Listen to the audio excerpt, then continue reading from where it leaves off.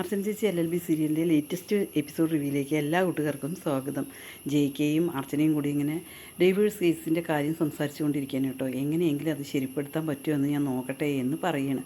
അതിനുശേഷം അർച്ചന വീട്ടിലേക്ക് പോവുകയാണ് കേട്ടോ. പക്ഷേ ഇവർ സംസാരിച്ച് നിൽക്കുന്നതെല്ലാം വിജയശങ്കർ കാണുകയാണ് കേട്ടോ. പിന്നിൽ തന്നെ അർച്ചന പിന്നിൽ തന്നെ വിജയശങ്കർ പോവും. എന്നിട്ട് ചോദിക്കുക, നീ എവിടേക്കാടി പോയത്? 2 പിള്ളേർ ഇവിടെ ഉള്ള കാരണമാണോ ഇങ്ങോട്ട് നീ അയാളെ വിളിക്കാതിരുന്നത്? ഇപ്പോൾ പുറത്ത് പോയിട്ടാണോ കാണല് എന്ന് ചോദിക്കും. അത് കേൾക്കുമ്പോൾ അർച്ചനയ്ക്കാകെ ദേഷ്യം വരികയാണ് കേട്ടോ. അർച്ചന പറയും, അയാളുടെ ഡൈവേഴ്സ് കേസിൻ്റെ കാര്യം സംസാരിക്കാൻ വേണ്ടിയിട്ടാണ് ഞാൻ അയാളോട് സംസാരിച്ചത്. അതിന് നിങ്ങൾക്കെന്താ? നിങ്ങൾ എന്തിനാണ് ഒളിഞ്ഞും പാത്തും ഇത് നോക്കിക്കൊണ്ട് നടക്കണത് എന്ന് ചോദിക്കും. ഭാര്യ സമ്മതിക്കാത്ത കേസ് നിനക്കറിയില്ലേ? അതൊരിക്കലും ഡൈവേഴ്സായി കിട്ടില്ല എന്ന്. നിനക്ക് അയാളുടെ കൂടെ പോയി താമസിക്കണം എന്നാണോ ആഗ്രഹം എന്നെല്ലാം ചോദിക്കുകയാണ് കേട്ടോ. അതെ, ഞാൻ അയാളുടെ കൂടെ പോയി താമസിക്കുകയോ അതോ അടച്ചിട്ട റൂമിൽ പോയി ഇരിക്കുകയോ എന്താണ് ചെയ്യും? അതിന് നിങ്ങൾക്ക് എന്താണ് എന്ന് ചോദിക്കും. ഇവിടെ 2 പ്രായമായ കുട്ടികളുള്ളതാണ്, നിങ്ങൾ ഇങ്ങനത്തെ വർത്തമാനം സംസാരിക്കരുത് എന്നിങ്ങനെ പറയുകയാണ് കേട്ടോ. അത് കേൾക്കുമ്പോൾ വീണ്ടും വിജയശങ്കറിന് ദേഷ്യം വരികയാണ് കേട്ടോ. നീ ഇനി അയാളെ പോയി കാണുക, വേറെ കാര്യങ്ങൾക്ക് വേണ്ടി സംസാരിക്കുകയോ ചെയ്യരുത് എന്ന് പറയും. അത് കേൾക്കുമ്പോൾ അർച്ചനയ്ക്ക് വീണ്ടും കരുത് കൊള്ളുന്നു കേട്ടോ. നിങ്ങൾ എന്നെ ഭരിക്കാനൊന്നും വരണ്ട, ഞാൻ കുറേ ആയി ഇത് ക്ഷമിക്കണം. ഇനി മേലിൽ നിങ്ങൾ എൻ്റെ അടുത്ത് അധികാരം കാണിച്ചു കഴിഞ്ഞാൽ ഞാൻ വേണ്ട നടപടി ചെയ്യും. ചിലപ്പോൾ അയാളെ കാണും, ചിലപ്പോൾ അയാളുടെ കൂടെ താമസിക്കും, ചിലപ്പോൾ അടച്ചിട്ട റൂമിലിരിക്കും എന്നിങ്ങനെ പറയണം കേട്ടോ. അതിന് നിങ്ങൾക്ക് എന്താണ് എന്ന് ചോദിക്കുമ്പോൾ വിജയശങ്കർ അങ്ങനെ ദേഷ്യം വരും കേട്ടോ. വിജയശങ്കർ അങ്ങനെ അർച്ചനയെ അടിക്കുകയാണ് കേട്ടോ. മുഖം അടിച്ച് അർച്ചനയെ അടിക്കുകയാണ് കേട്ടോ. അർച്ചനയ്ക്ക് അത് ഉൾക്കൊള്ളാൻ പറ്റില്ല. വീണ്ടും അർച്ചന പറയും, ഇനിയും ഞാൻ അയാളെ കാണും, അയാളുടെ കൂടെ ചിലപ്പോൾ ഇരുന്നെന്ന് വരും പറയും.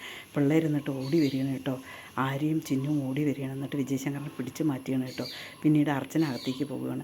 ആര്യ ചോദിക്കും, ആര്യ വിജയശങ്കറോട് പറയും, അച്ഛൻ ഈ ചെയ്തത് ഒട്ടും ശരിയായില്ല കേട്ടോ എന്ന് പറയുമ്പോൾ വിജയശങ്കർ പറയും, നിങ്ങൾക്ക് അവളുടെ കള്ളക്കളികൾ അറിയാഞ്ഞിട്ടാണ് എന്നിങ്ങനെ വിജയശങ്കർ ആര്യയോട് പറയും. അതിനുശേഷം വിജയശങ്കർ ചന്ദ്രയെ ഫോൺ ചെയ്ത് പറയണം കേട്ടോ. ചന്ദ്രയെ, ഞാൻ അർച്ചനയ്ക്ക് 2 എണ്ണം കൊടുത്തു എന്ന് പറയണം. അത് കേൾക്കുമ്പോൾ ചന്ദ്രയ്ക്ക് ഭയങ്കര സന്തോഷമാണ്. ഒരു 4 എണ്ണം കൂടി കൂടുതൽ കൊടുക്കായിരുന്നില്ലേ എന്നിങ്ങനെ പറയണം. അത് കാണാൻ ഞാനില്ലല്ലോ വിജയേട്ടാ എന്നിങ്ങനെ പറയണം കേട്ടോ. ഏതായാലും ശരി, നീ വായോ എന്ന് പറഞ്ഞിട്ട് വിജയശങ്കർ ഫോൺ വെക്കണം കേട്ടോ. അതേസമയം അർച്ചന അങ്ങോട്ടേക്ക് വരികയാണ് കേട്ടോ. എന്താ നിനക്ക് കിട്ടിയത് പോരെ, ഇനിയും വേണോ എന്നിങ്ങനെ ചോദിക്കുകയാണ്. അതിനെ നിങ്ങൾ ചന്ദ്ര വരുമ്പോൾ ബാക്കി പറയാൻ ഇവിടെ ഉണ്ടാവുമോ എന്നുള്ളത് അറിയണം. നിങ്ങൾ വേണമെന്നുണ്ടെങ്കിൽ വേഗം ഡ്രസ്സ് മാറിക്കോ. ഞാൻ എന്തായാലും പോലീസിൽ വിളിച്ച് കംപ്ലയിൻറ്റ് പറഞ്ഞിട്ടുണ്ട്. ഇപ്പോൾ അവർ പോലീസുകാർ വരും നിങ്ങളെ അറസ്റ്റ് ചെയ്ത് കൊണ്ടുപോകാൻ എന്നിങ്ങനെ പറയണം കേട്ടോ. അത് പറഞ്ഞുകൊണ്ടിരിക്കുമ്പോഴേക്കും തന്നെ പോലീസുകാർ വരികയാണ്. പോലീസുകാർ വരുമ്പോൾ ചിന്നും ആരെയും കൂടി അങ്ങോട്ടേക്ക് വരികയാണ് കേട്ടോ. അവരാകെ പേടിച്ചു പോയി കേട്ടോ. നിങ്ങൾ പേടിക്കേണ്ട, എന്തായാലും ഇവിടെ ഒരു കേസ് കിട്ടിയിട്ടുണ്ട്, അതുകൊണ്ടാണ് ഞാൻ വന്നത് എന്ന് അച്ചു പറയണം കേട്ടോ. ഞാൻ തന്നെയാണ് കേസ് കൊടുത്തത്, കേസ് വിളിച്ച് പറഞ്ഞത് എന്നിങ്ങനെ അർച്ച പറയണം കേട്ടോ. അർച്ചന പറയുമ്പോൾ വിജയശങ്കറിന് ആകെ മൊത്തം ദേഷ്യം വരികയാണ് കേട്ടോ. വിജയശങ്കർ പറയും, ശരി എന്തായാലും ഞാൻ വരാം, നീ പൊയ്ക്കോ എന്ന് പറയും. ഇല്ലല്ല, നിങ്ങളെ അങ്ങനെ ഷോപ്പിങ്ങിന് കൊണ്ടുപോകാനല്ല, നിങ്ങൾ ജീപ്പ് കയറിയും പറയും.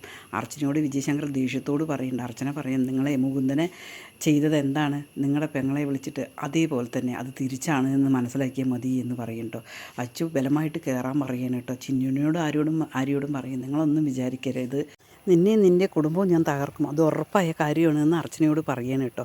നിങ്ങളെന്താ ചെയ്തോ എന്നിങ്ങനെ പറയണം. കണ്ടില്ല മോളെ നിൻ്റെ അമ്മയുടെ സ്വഭാവം എന്നിങ്ങനെ വിജയശങ്കർ ചിന്നുവിനോട് പറയണം കേട്ടോ. ചിന്നു അപ്പോൾ പറയണം, കുഞ്ഞമ്മാവ അച്ഛനെ ഒന്നും ചെയ്യരുതേ എന്ന് പറയണം കേട്ടോ. അതിനുശേഷം പോലീസ് സ്റ്റേഷനിൽ വന്നിട്ട് അച്ചു ഇങ്ങനെ ഇരിക്കുകയാണ് കേട്ടോ. അച്ചു ഇരിക്കുന്ന സമയത്ത് തന്നെ ആ 2 ചെയറും മാറ്റും.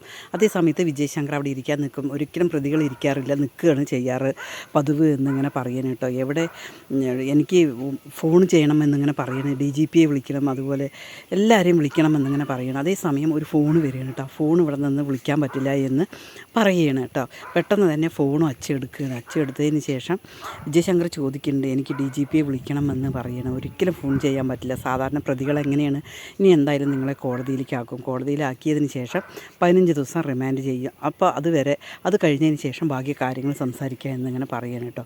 അത് കേൾക്കുമ്പോൾ വിജയശങ്കറിന് അങ്ങനെ ദേഷ്യം വരികയാണ് കേട്ടോ. വിജയശങ്കർ പറയുന്നുണ്ട്, ഈ ഫോൺ എനിക്ക് വേണം, അത്യാവശ്യമാണ്. ഒരു കാര്യം നിങ്ങൾക്കറിയില്ലേ, ഇവിടെ വന്നു കഴിഞ്ഞാൽ ഇവിടെ തടവുള്ളി വന്നു കഴിഞ്ഞാൽ എന്താ ചെയ്യുക, അതേ തന്നെ ചെയ്യുക, നിങ്ങൾക്കതിൻ്റെ നിയമവശമൊക്കെ അറിയാമല്ലോ എന്ന് പറഞ്ഞിട്ട് ഫോൺ കൊടുക്കില്ല കേട്ടോ. ആ ഫോണ് തട്ടിപ്പറിക്കാൻ വേണ്ടി വിജയശങ്കറും അച്ചും കൂടിയിട്ട് അടി കൂടുന്ന പോലെ ആവുകയാണ് കേട്ടോ.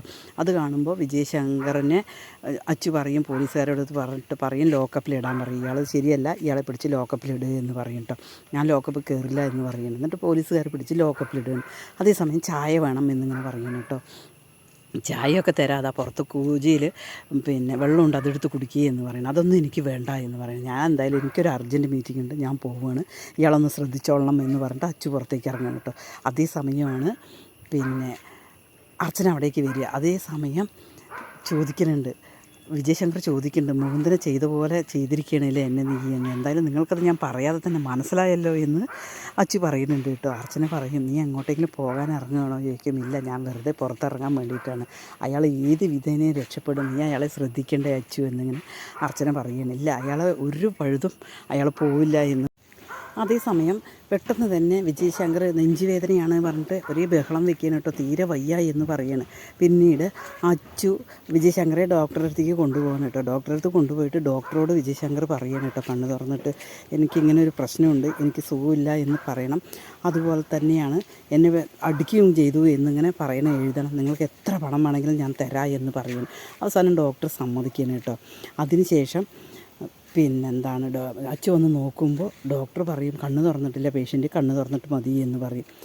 അതേസമയം ചന്ദ്ര ചോദിക്കുകയാണ്, ഇവിടെ എന്താ മോളെ, അവിടെ എന്താ പ്രശ്നം എന്ന് ആര്യോട് വിളിച്ച് ചോദിക്കുകയാണ് കേട്ടോ. അടുത്ത വീട്ടിൽ നിന്നാണ് ഞാൻ കാര്യങ്ങൾ അറിഞ്ഞത് എന്ന് പറയുന്നു.